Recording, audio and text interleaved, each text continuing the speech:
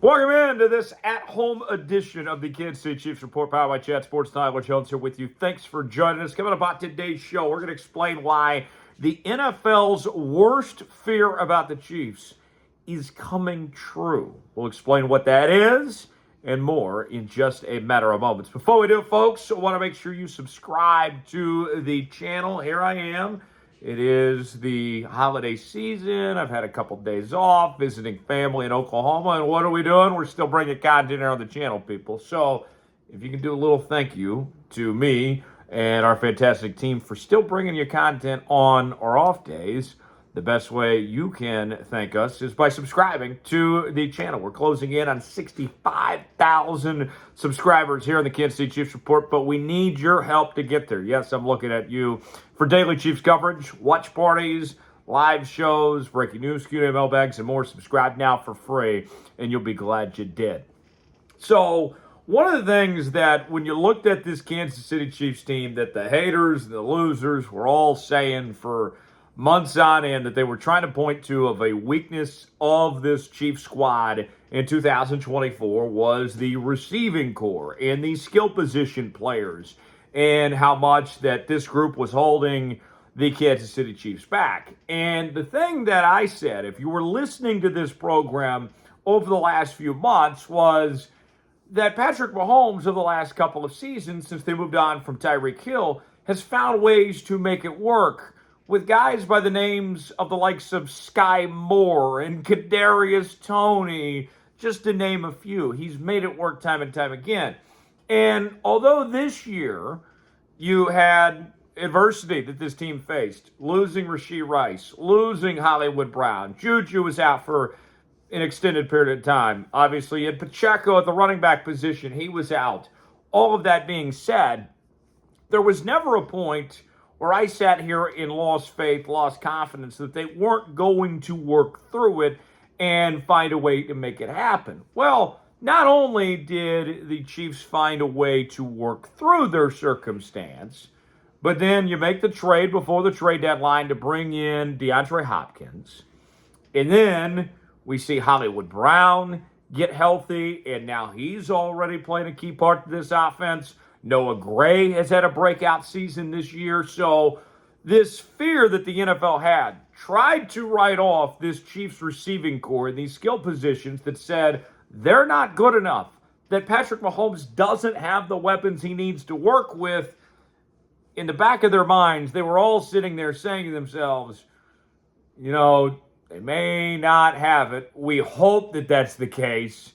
But now we fast forward and here we are, and everything's gravy. Everything's great.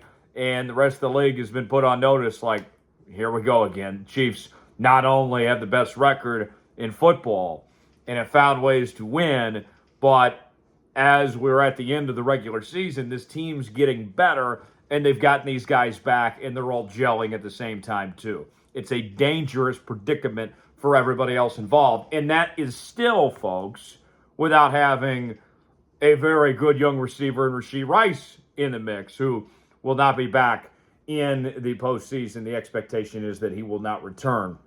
So you think about this. Let's kind of break this down piece by piece. Travis Kelce, is he the same tight end that he was a couple years ago? No, but he's still one of the very best. This season, over 800 yards receiving, 3 touchdowns, 97 catches. Kelce is still one of the best at his position. But the thing that's made this work of Kelce taking a step back has been the emergence of Noah Gray. And Noah Gray, for the longest time, was kind of a decoy for Kelce, right? Now what we've seen from Noah Gray this year, what he's turned into with 39 catches, 436 yards, and 5 touchdowns, he is a legit option. He is arguably the best number 2 tight end in football. I would put him in that conversation with Isaiah Likely and those guys up there. So now you can't do the double teams that you would have done in the past and try to take away Kelce, because that's going to open up things for Noah Gray and the others at the receiver spots. Xavier Worthy, what did we hear from so many of the doubters from the moment the Chiefs traded up for him to all the way even just a month ago? He's just a gadget player. He's just a fast guy. This is just another McCole Hardman type that the Chiefs are adding to their offense. He's not a difference maker. And what do you know? We sit here at the end of the regular season, and Xavier Worthy, among receivers, among wideouts, is first in catches, first in yards, first in touchdowns. That doesn't sound like a gadget player to me. And the thing with Xavier Worthy, too, that I've really liked is that the impact that they've had from him in both the receiving game and then the rushing game as well. You think about his rushing statistics. He's had 20 carries, 104 yards, with 3 rushing touchdowns, and been effective in that sense. It reminds me of a Deebo Samuel role, like what the San Francisco 49ers are doing there. We're seeing the Chiefs do that with Xavier Worthy, where, yes, he's a primary receiver, but he's also a legitimate threat in the backfield as well. So Xavier Worthy has come along very nicely for Kansas City. And I haven't even gotten to D-Hop and Justin Watson and Juju and Hollywood Brown and those guys. We'll dive in and talk about their impact in just a moment. But I say all this to say that, once again, people doubt the Kansas City Chiefs, and we prove them wrong time and time again. And here we are gearing up for a postseason where the Chiefs have not played their best football. And now we're talking about football in January with a 2.5-week break, whatever it is, for the starters. And they're just now figuring it out, and they're getting their pieces in place. Something special is going on right now. Grade the Chiefs receiving core for me. What do you guys think? How do you feel about this group heading into January? Let me know your grades. ABCDRF. Way in the comment section. Let us know what you think. Today's show is sponsored by our friends at Prize Picks. Prize Picks is the place to go for daily fantasy made easy. Here's how it works. You choose 2 or more players in any given category. Get the choice of more or less. Whether you're talking fantasy points in football, rebounds in basketball, goals in hockey, all sorts of different categories to choose from. And with Prize Picks right now, they will give you up to 1,000 times your money. Yes, you heard that right, but that's not all, folks. Get this. You can get $50 to play for free when you spend $5. You don't even have to win to get the money. Just go to prizepicks.com/CLNS, promo code CLNS. I did really good on Prize Picks this week with the free square I got with Joker on Wednesday, paired with Kelce getting a touchdown score. I turned $20 into $90. You can do the same too. Play along with me. PrizePicks.com/CLNS. Promo code CLNS.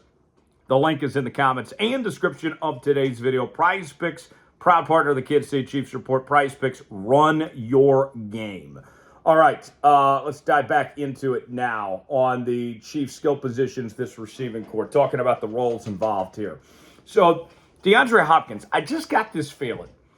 Who was it that sang that song? I just got this feeling. Was that the Jonas Brothers or something? I got this feeling that D-Hop, one of these playoff games, is just going to go off. Whether it's in the divisional round, AFC Championship, Super Bowl, I don't know what it's going to be. One of these 3 games, D-Hop's going to have his night to shine, or he's just going to take over. And we're talking about him getting, I think, 90 to 100 yards receiving in a single game. What I need to see is just one of these guys for each of these 3 games have their night. If D-Hop can have his night, that'd be great. Hollywood, what we've seen in his first 2 games, he's had a total of 9 catches, 91 yards so far. You know, kind of, what is that average? About 4 or 5 catches, about 45 receiving yards. Give me that. I'll take that. Give me Kelce to have a big game in there. And then I need one more potentially. Maybe it's a Noah Gray. Maybe it's a Justin Watson. Maybe it's a Juju. I think that's what you're really looking for, your target when you look at this postseason run.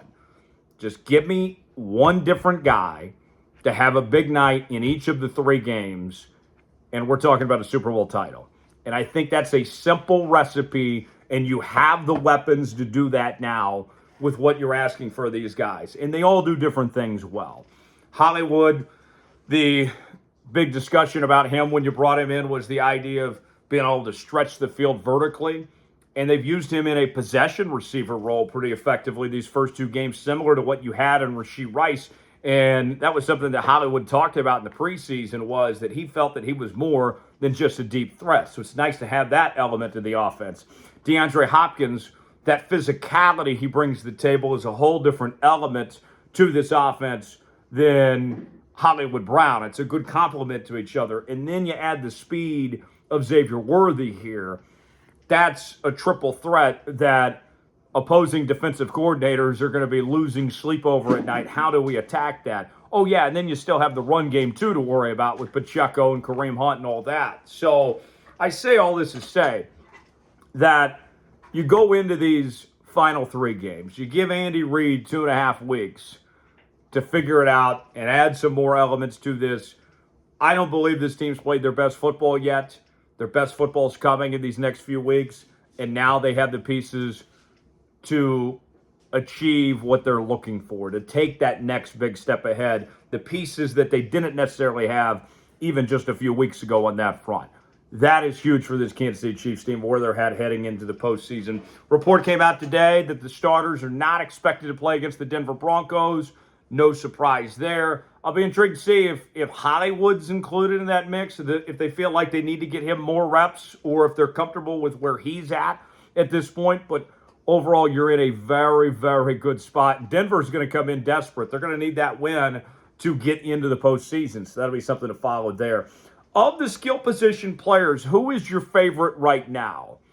Who comes to mind? Chat, weigh in the comment section. Tell me who you think the Chiefs' top skill position player is at this point in time.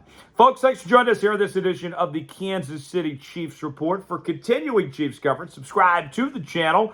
Hitting the road back to the office tomorrow morning, and we'll have plenty of Chiefs coverage coming up throughout the week, so stay tuned for that. Appreciate you guys joining us. Have a great rest of your evening and your holiday season.